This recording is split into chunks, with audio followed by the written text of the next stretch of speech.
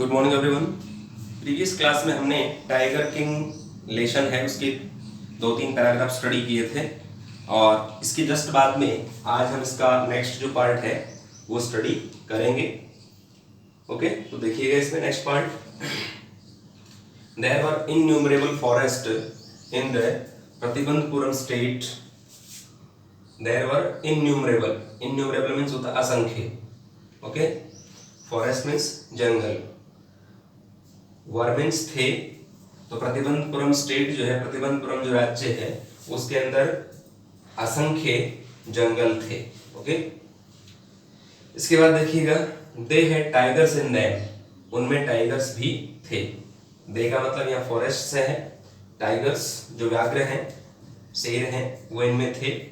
Okay, them का मतलब forest, तो उनमें जो है क्या थे, फॉरेस्ट में टाइगर्स भी थे। इसके जस्ट बाद में है the maharaja knew the old saying. Maharaja Pratibandhapuram के जो महाराजा हैं, न्यू मीन्स जानते थे, द ओल्ड सेइंग पुरानी जो कहावत है वो जानते थे। सेइंग मीन्स कहावत, प्रोवर्ब। क्या कहावत है ये देखिएगा, you may kill even a cow in self defence. ये बहुत अच्छी कहावत है, अपनी प्रैक्टिकल लाइफ में अपने को इसको अडॉप्ट करना चाहिए, अपनाना चाहिए। You may kill even a cow in self defence, आप मार सकते हैं, यू मे किल आप मार सकते हैं, इवन ए काउ एक गाय को भी आप मार सकते हैं, in self defence. Self defence means आत्मरक्षा, अपनी आत्मरक्षा में आप एक गाय को भी मार सकते हैं। यदि हम यूं माने, जैसे अपन बोलते रहते हैं कि गाय को जो है हमें कोई परेशानी नहीं देनी चाहिए, ठीक है ना, गाय हमारी माता है, ये भी हम सोचते हैं, लोग मानते हैं धार्मिक जो ग्रंथ हैं उनके अनुसार। लेकिन यदि कोई गाय इस प्रकार की है जो मारने पर उतारू है और वहां हम अगर माता वाला रूप दिखाएंगे या उसको माता मानेंगे, ओके, तो हमारी जीवन लीला समाप्त हो जाएगी। अरे बेटे, तो हमें उस वक्त जो है उसको इनडायरेक्टली जो है अपन माता मानते हैं, लेकिन अपनी आत्मरक्षा उससे करनी है, ठीक है। ऐसा नहीं कि माता है, ठीक है, मार रही है, मर रहे हैं अपन, तो अपनी थोड़ी देर में जीवन लीला समाप्त हो जाएगी। तो इस चीज को मद्देनजर रखते हुए हमें जो है अपनी आत्मरक्षा करनी चाहिए, चाहे काऊ की बात नहीं है, कोई भी हो। ओके, सबसे पहले जो है अपनी आत्मरक्षा हमें करनी है। यदि हम सेल्फ डिफेंस नहीं करेंगे तो फिर हमारा जो लाइफ है वो सिक्योर नहीं हो पाएगा।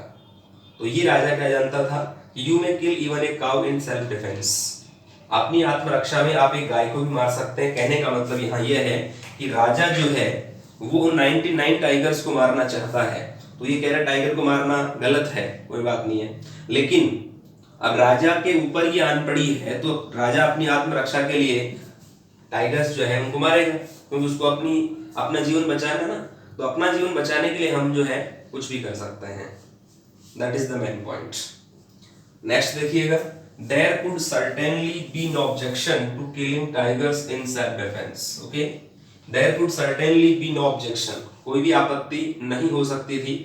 certainly means निश्चित रूप से, objection आपत्ति, to killing tigers, टाइगर्स को मारने में, और वो भी कैसे, in self defense, अपनी आत्मरक्षा में टाइगर को मारने के लिए या मारने में क्या नहीं हो सकता था, कोई ऑब्जेक्शन, कोई आपत्ति नहीं हो सकती थी। Okay, The Maharaja started out on a tiger hunt. The Maharaja started out on a tiger hunt. Started में शुरू कर दिया, टाइगर हंट, शेर का शिकार करना महाराजा ने शुरू कर दिया। ओके, वो शिकार करने के लिए निकल पड़े। फिर इसके बाद देखिएगा, the Maharaja was thrilled. thrilled का मतलब था रोमांचित, एक उमंग से परिपूर्ण जो है। बियॉन्ड मेजर, बियॉन्ड मीन्स दूर या परे, मेजर मीन्स मापदंड। महाराजा जो है बहुत ज्यादा रोमांचित थे इस मापदंड से, दूर जो है वो काफी रोमांचित थे। कब, मतलब उसको बहुत ज्यादा खुशी हुई। कब खुशी हुई, when he killed his first tiger, जब उन्होंने पहला टाइगर मार गिराया तो उनको बहुत ज्यादा खुशी हुई, क्योंकि उन्होंने स्टार्टिंग कर दी थी। Okay, there is a proverb in English, a 1000 miles journey begins with a single step. Okay, ये एक कहावत है, a 1000 miles journey begins with a single step. अगर आप 1000 मील की यात्रा करना चाहते हैं तो आपको 1 कदम चलना पड़ेगा। ओके, तो वैसे ही राजा जो है प्रतिबंधपुरम के जो महाराजा हैं उनको कितने टाइगर मारने हैं? 99 टाइगर मारने हैं। इसलिए उन्होंने शुरुआत यहाँ से कर दी, स्टार्टिंग कर दी है। उन्होंने पहला टाइगर मार दिया है, बहुत ज्यादा खुश हैं। ओके, एक प्रोवर्ब और है इंग्लिश में, there is a proverb in English, well begun is half done. Okay, well begun is half done, कहने का मतलब अगर आपने अच्छी शुरुआत कर दी तो आधा काम तो आपका हो गया वहीं। तो ये भी हमें ध्यान में रखना चाहिए। और इसके जस्ट बाद में देखिएगा, ही सेंट फॉर मीन्स होता है बुलाया। ओके, किसको बुलाया? द स्टेट एस्ट्रोलॉजर, जो राज्य का ज्योतिषी था जिसने पहले भविष्यवाणी की थी कि इसकी जो मौत है, इन्फेंट की जो मौत है वो किससे होगी? टाइगर से होगी। तो उसको बुलाया। And showed him, showed means दिखाया। ओके, क्या दिखाया? The dead beast, dead means मृत, मरा हुआ, बिस्ट मीन्स जानवर। तो राजा ने जो है ज्योतिषी को बुलाया, ज्योतिषी को बुला करके उसको दिखाया कि देख ये पहला मृत जानवर है, मैंने स्टार्टिंग कर दी है। ओके, मैंने शेर को मारना शुरू कर दिया है और इस तरह से 1 by 1 करते करते क्या करूंगा मैं? I will kill 100 tigers. Okay, मैं 100 टाइगर मार दूंगा, इसलिए उसको बुलाया। ओके, फिर इन्वर्टेड कॉमास में एक लाइन दे रखी है, व्हाट डू यू से नाउ। ये कौन कह रहा है? ही डिमांडेड। डिमांडेड यहाँ ही का मतलब वह का मतलब यहाँ है राजा। डिमांडेड मांग की, यह बोला, राजा बोला या राजा ने कहा कि बोलो अब क्या कहते हो? व्हाट डू यू से नाउ, अब आप क्या कहते हो? फिर इन्वर्टेड कॉमास में एक लाइन दे रखी, योर मैजेस्टी, जहां पर ना महाराज, ये पहले की लैंग्वेज है, जब महाराजाओं का शासन होता था उस टाइम ये वर्ड यूज किया करते थे, जहां पर ना, तो जहां पर ना आप क्या करेंगे? मे किल, जहां पर ना आप क्या कर सकते हैं? मे kill 99 tigers in exactly the same manner. आप इस तरह से कितने टाइगर मार सकते हैं? 99 टाइगर्स, 99 टाइगर आप इस प्रकार से मार सकते हैं इन एग्जैक्टली द सेम मैनर, बिल्कुल सही इसी तरीके से आप 99 टाइगर्स को मार सकते हैं। बट अब बट के बाद में आप क्या देख रहे हैं? डॉट डॉट डॉट दिया हुआ है, इट मींस कुछ बोलना चाह रहा है लेकिन बोला नहीं। ओके, आगे वो सेंटेंस बोल नहीं पाया। रीजन इसका ये है कि पहले के जमाने में राजा के खिलाफ अगर कोई सेंटेंस बोला जाता था या कुछ वर्ड्स बोले जाते थे किसी के द्वारा उसके खिलाफ, तो उसको भी कड़ी से कड़ी सजा का प्रावधान होता था। और राजा के मुंह से निकले हुए जो शब्द हैं वो एक तरह से सजा का रूप ले लेते थे। राजा ने कुछ भी कह दिया, तुरंत वो फरमान जारी हो गया और वो सजा के रूप में उनको भुगतना पड़ता था। लेकिन उसने क्या कहा? बट। अभी बट के बाद में सेंटेंस जो है वो अधूरा छोड़ा हुआ है। अब आगे क्या होता देखिएगा, द एस्ट्रोलॉजर ड्रोल्ड, ड्रोल्ड का मतलब लंबा खींचना, शब्द को लंबा खींचा। उसने शब्द को लंबा खींचा, ड्रोल मीन्स शब्द को लंबा खींचा। बट व्हाट, बट क्या? बताओ, बोलो।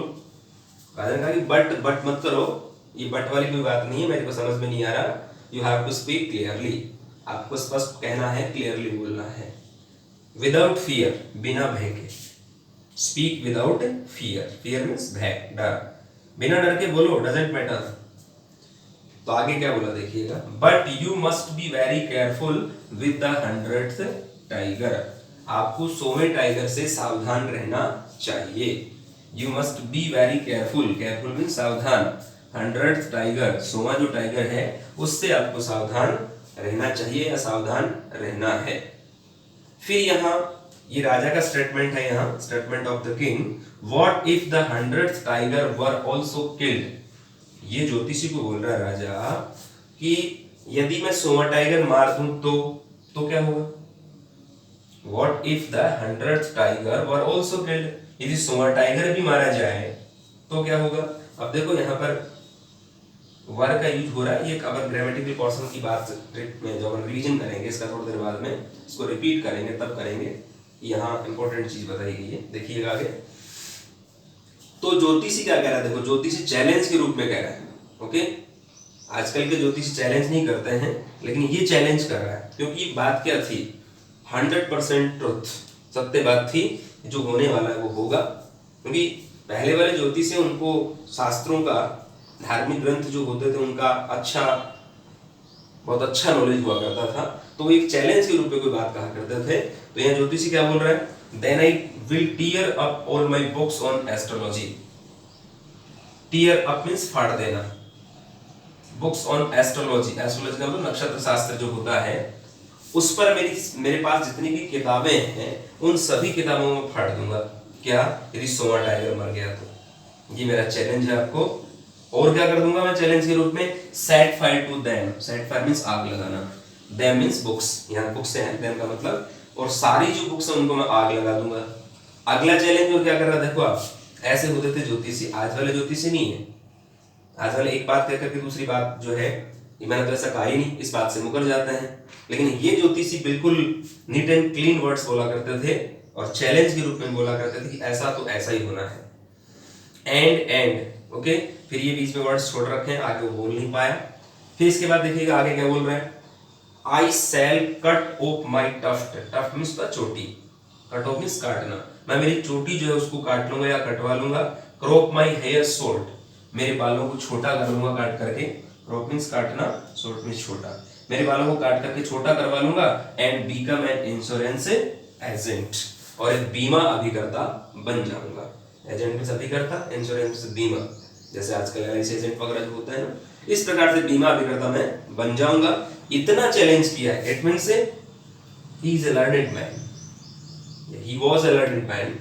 विद्वान व्यक्ति था ये, कौन, एस्ट्रोलॉजर। वरना इतनी बात कोई नहीं कहता, आज के जमाने में तो कोई कहता नहीं। तो आगे देखिएगा इसमें फिर क्या कहा, astrologer finished on an incoherent note.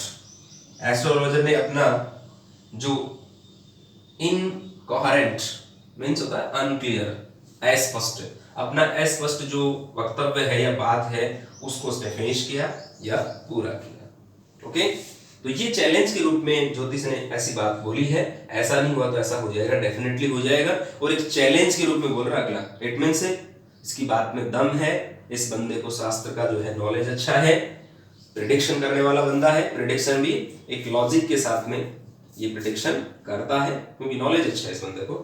अब यहाँ पर हम सेकंड पार्ट का ये फाइनल टच था, यहाँ पर सेकंड पार्ट आपने कंप्लीट कर लिया। अब यहां से स्टार्ट होता third part. Okay, from that day, उस दिन से। ओके, क्या हुआ उस दिन, it was celebration time for all the tigers inhabiting Pratibandapuram. एक टाइगर मार दिया ना, उस दिन के बाद में क्या हुआ, इट वाज सेलिब्रेशन टाइम।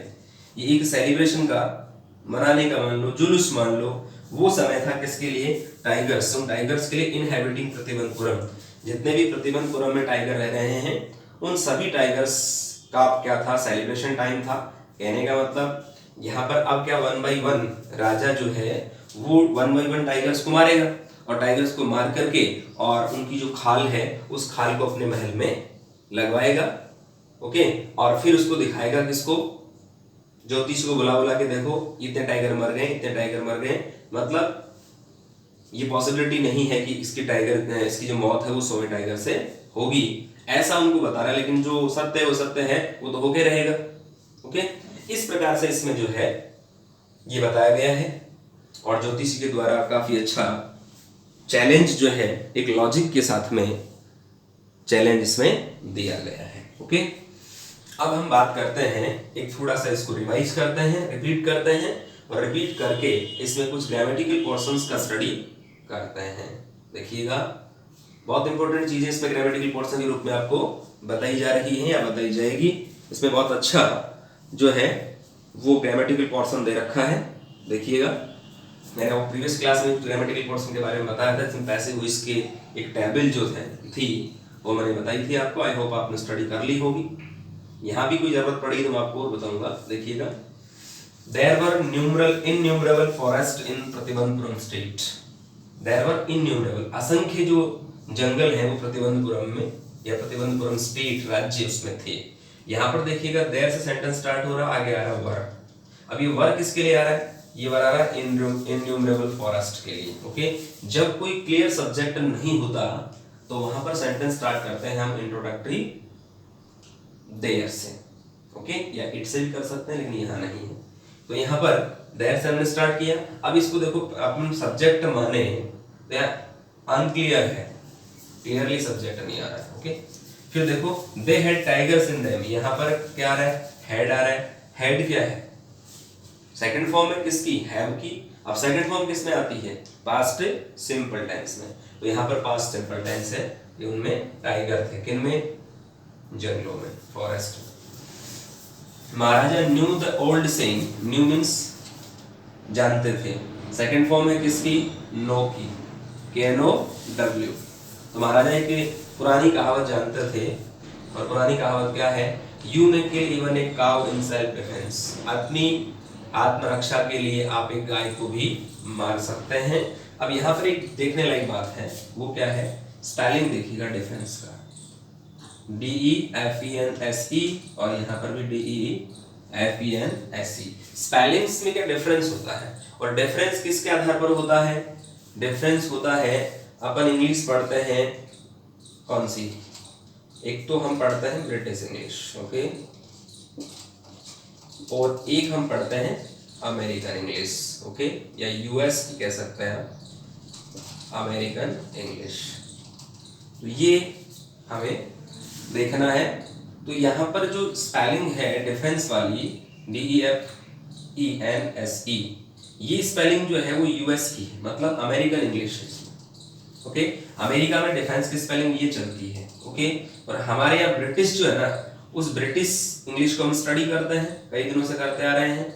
वहां पर यहाँ एस की जगह क्या आ जाता है, एस की जगह C आ जाता है। ओके, तो ये स्पेलिंग आप रॉन्ग नहीं माने, ये स्पेलिंग सही है, बट यूज किसका हो रहा है, ये अमेरिका वाले जो इंग्लिश है, यहाँ अमेरिकन इंग्लिश का यूज हो रहा है, या अमेरिकन स्पेलिंग जो है वो ये है। तो CE इसके लास्ट में होता है, एस की जगह C होता है, वो होती है ब्रिटिश इंग्लिश।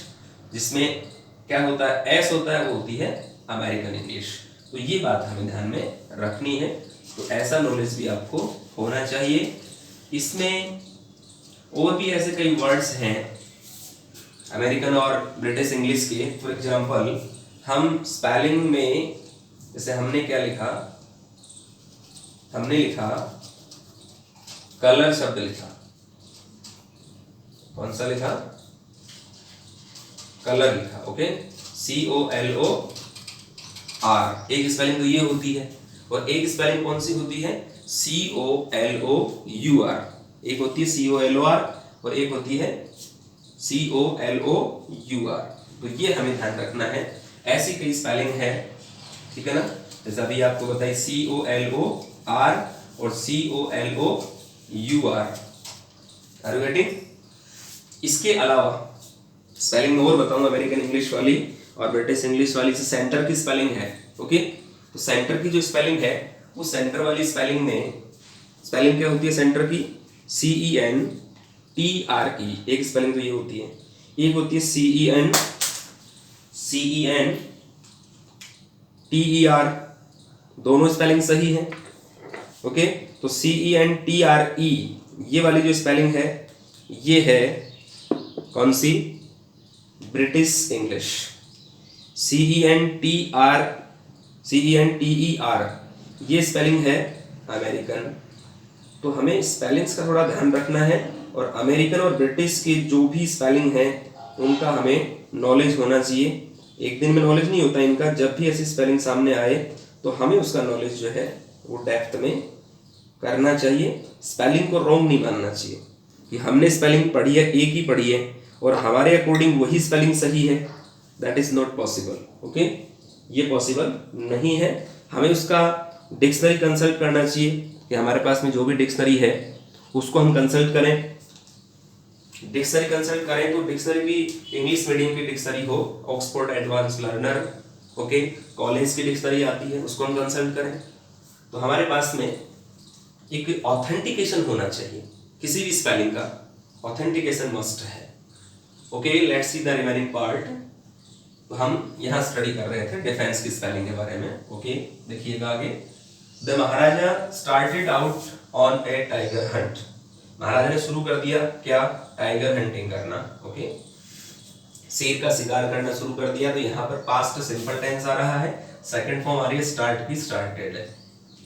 नेक्स्ट देखिएगा, द महाराजा वॉज थ्रिल्ड, महाराजा रोमांचित थे, काफी ज्यादा उमंग थी इस चीज को देख करके। कब? यहाँ पर देखो वॉज के साथ में थ्रिल्ड मतलब थर्ड फॉर्म आ रही है, इसका मतलब क्या समझे आप? पैसिव वॉइस है। कल मैंने बताया था आपको कल की क्लास में, वॉज के साथ थर्ड फॉर्म आती है, इट मींस वो पैसिव वॉइस है। किसका? पास्ट सिंपल का। When he killed his first tiger, उन्होंने पहला टाइगर मारा तो काफी ज्यादा रोमांचित हुए कि देखो मैंने आज स्टार्टिंग कर दी है और अब मैं 1 बाय 1 जो है इन 100 टाइगर्स का खात्मा करूंगा, ओके, अपने सेल्फ डिफेंस के लिए। He sent for the state astrologer, sent for means बुलाया, ये यहाँ पर फ्रेजल वर्ब है। देखिएगा वर्ब के साथ में प्रेपोजिशन लगते ही वो क्या बन जाता है? फ्रेजल वर्ब बन जाता है। यहाँ देखो अब सेंट मींस क्या होता है? वैसे भेजना होता है, लेकिन यहाँ सेंट फॉर का मतलब क्या होता है? क्या है यहाँ? बुलाना या बुलाया, पास्ट सिंपल टेंस है। तो फ्रेजल वर्ब जो है जब भी यूज होती है तो उसका मीनिंग जो है ना वो चेंज हो जाता है, बहुत ज्यादा चेंज हो जाता है। तो एक बार इस लाइन को पढ़ लेते हैं, एक दो फ्रेजल वर्ब का स्टडी करेंगे अपन। तो he sent for the state astrologer and showed him the dead beast, उसको बुलाया, किसको? एस्ट्रोलॉजर को, राज्य के ज्योतिषी को, एंड शोड उसको दिखाया, क्या दिखाया? Dead beast. डेड बिस्ट का मतलब मृत जो जानवर है उसको दिखाया, बिस्ट मींस जानवर। अब ये जैसे सेंट फॉर है, वैसे एक दो स्पेलिंग मैं आपको बताता हूं। जैसे स्पेलिंग है set out, okay, set out. अब देखो अलग अलग इसका मीनिंग देखें यहाँ पर, तो सेट मींस स्थापित करना किसी चीज को, और आउट मींस बाहर, बाहर स्थापित करना, मतलब ये मीनिंग गलत है। अगर 1 बाय 1 जो वर्ड है उनका हम स्टडी करते हैं, अलग अलग स्टडी करते हैं, सेपरेटली स्टडी करते हैं, तो मीनिंग गलत हो गया ना। इसका मीन्स क्या होता है? सेट आउट मीन्स होता है रवाना होना, किसी भी जगह के लिए, किसी भी सिटी के लिए हम जब रवाना होते हैं उसको कहते हैं set out. Are you getting? ये हमें ध्यान रखना है। जैसे यहाँ पर ये सेट आउट लिखा हुआ है, इसकी तरह एक फ्रेजल वर्ब और है put out, PUT OUT, put out. Put means रखना, आउट मीन्स बाहर, ये मीनिंग नहीं है इसका। पुट आउट मीन्स होता है बुझाना, आग को बुझाना, ओके। इस प्रकार ये फ्रेजल वर्ब का जो है यूज होता है। फिर देखिएगा आगे, व्हाट डू यू से नाउ, अब आप क्या कहते हैं? किसने बोला? राजा ने बोला, ही डिमांडेड, राजा ने बोला आप क्या कहते हैं, बोलो। तो यहाँ पर प्रेजेंट सिंपल टेंस का यूज है, इंट्रोगेटिव सेंटेंस है, डू आ रहा है किसके साथ में? यू के साथ में, यू के अकॉर्डिंग डू आ रहा है। इसके बाद आगे देखिएगा, your majesty may kill 99 tigers in exactly the same manner. Your majesty जहांपना आप जो क्या कर सकते हैं? यू मे किल, मॉडल का यूज है मे का, आप मार सकते हैं 99 टाइगर्स को इसी तरीके से आप मार सकते हैं, बट इसके आगे देखो, बट के बाद में डॉट डॉट लिखा हुआ, मतलब सेंटेंस कंप्लीट नहीं हुआ है। द एस्ट्रोलॉजर ड्रॉल्ड, ड्रॉल्ड का शब्द को लंबा खींचा, कंप्लीट बात को तुरंत बताना नहीं चाह रहा, उसको डर भी लग रहा है कि राजा के सामने ऐसा बोला तो क्या पता किस प्रकार का पनिशमेंट मिल सकता है। बट वॉट, राजा ने कहा कि बट वॉट, क्या क्या बोलना चाह रहे हो? स्पीक विदाउट फियर, बोले तो आप क्या बोले, कैसे बोले? फियर, विदाउट फियर मतलब बिना भय के बोले। तो यहाँ पर सेंटेंस कौन सा है? देखो इंपेरेटिव सेंटेंस है। इंपेरेटिव सेंटेंस किससे स्टार्ट होता है? वर्ब की फर्स्ट फॉर्म से, डोंट से, प्लीज काइंडली से, लेट से। तो 4 टाइप्स से जो है इंपेरेटिव सेंटेंस स्टार्ट होते हैं। फिर देखिएगा आगे, but you must be very careful with the 100th tiger, आपको सावधान रहना है या सावधान रहना चाहिए, किससे? 100वें टाइगर से, ओके। यहाँ मस्ट मॉडल का यूज है, यहाँ पर बिल्कुल क्या होता है, ये काम करना ही है, ऑब्लिगेशन होता है। तो कहने का मतलब ये आपको सावधान रहना ही है, सावधान रहना चाहिए, किससे या रहना है? 100वें टाइगर से आपको सावधान रहना है। और फिर राजा जो है थोड़ा सा ओवर कॉन्फिडेंस में बोल रहा है कि यदि what if the 100 tiger were also killed, यदि 100वां टाइगर भी मारा जाए तो, उसको भी मार गिराऊं तो यहाँ पर देखिएगा इफ कंडीशनल सेंटेंस है, ओके, ओपन कंडीशन है यहाँ पर, नो प्रॉब्लम। सेकंड वाली कंडीशन है, ओपन नहीं है, ओपन में तो क्या होता है? प्रेजेंट सिंपल होता है, यहाँ पर पास्ट सिंपल आ रहा है। तो यहाँ पर एक कौन सी कंडीशन है? इमेजिनरी कंडीशन है, सेकंड वाली कंडीशन। कंडीशन सेंटेंस में there are 3 conditions, okay. In condition sentences there are 3 conditions. First one open condition, second one imaginary condition और थर्ड वन अनफुलफिल्ड कंडीशन। तो यहाँ पर सेकंड कंडीशन है कौन से वाली, imaginary condition.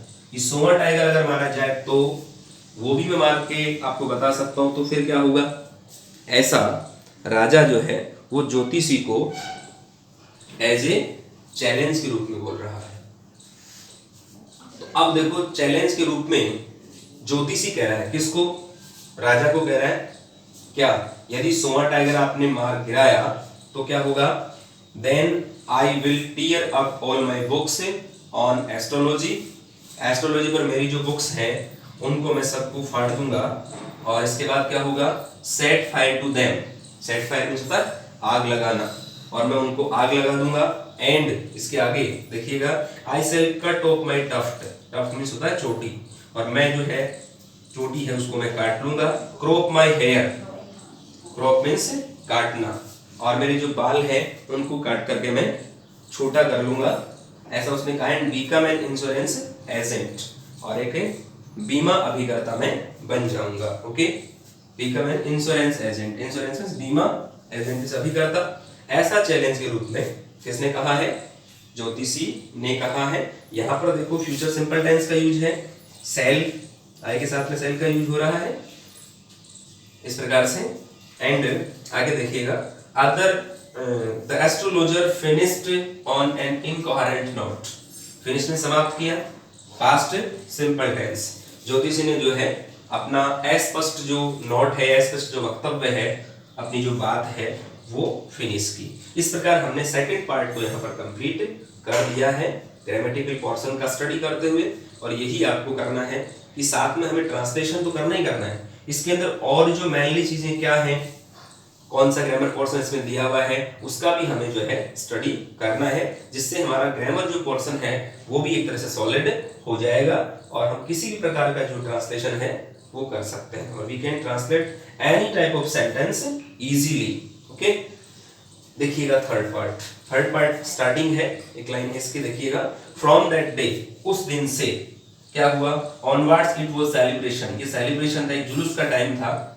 was second form है, बी की second form, be was been, be first form, was second form, been third form. Second form किस में आती है, पास्ट सिंपल टेंस में। तो ये सेलिब्रेशन का टाइम था for all the tigers inhabiting Pratibandapuram, Pratibandapuram में रहने वाले जितने भी टाइगर हैं उनके लिए सेलिब्रेशन का टाइम था, क्योंकि राजा जो है अब 1 by 1 इनको जो है मारने पर उतारू है, सबको जो है वो 1 by 1 ये मारेगा और अपना जो टारगेट है उसको कंप्लीट करेगा। ओके, तो ये भी यहाँ से काम स्टार्ट हो गया है और ये टाइगर्स को मार मार के और वहां पर एक जुलूस के रूप में अपना जो महल है उस महल में लगा देगा दीवार के ऊपर, और दीवार पर लगा करके सबको जो है एक सभा आयोजित करेगा और सबको दिखाएगा देखो मैंने इतने टाइगर मार दिए हैं।